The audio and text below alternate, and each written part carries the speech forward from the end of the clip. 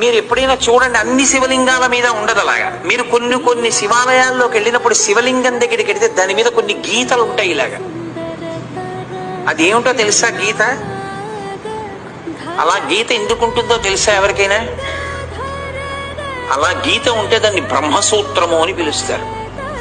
అలా గీత ఉంది అంటే నీ అదృష్టం పండి నువ్వు అక్కడికి వెళ్ళావని గుర్తు. 1000 మాటలు ఓ శివాలయంలోకి వెడితే నీకు ఎంత ఫలితమో, అలా గీతలు ఉన్నటువంటి శివలింగం ఉన్న గుళ్ళోకి వెడితే అంత ఫలితం. విశేషమైన ఆరాధనీయమో అని గుర్తు. ఎందుకంటే నీ జన్మ పట్టి అక్కడికి వచ్చావని గుర్తు. అది 1,000,000 రెట్ల ఫలితాన్ని ఇచ్చేస్తుంది. ఒక రుద్రాభిషేకం ఒక చోట చేస్తే ఏ ఫలితమో, బ్రహ్మసూత్రం ఉన్న శివలింగానికి చేస్తే 1,000,000 రెట్లు విశేష ఆరాధనా ఫలితముని ఇచ్చేస్తుంది ఆ శివలింగం. అలా ఇవ్వగలిగిన శివలింగం అని గుర్తు చెప్పడానికి వచ్చిన వాళ్ళకి బ్రహ్మసూత్రం ఉంటుంది.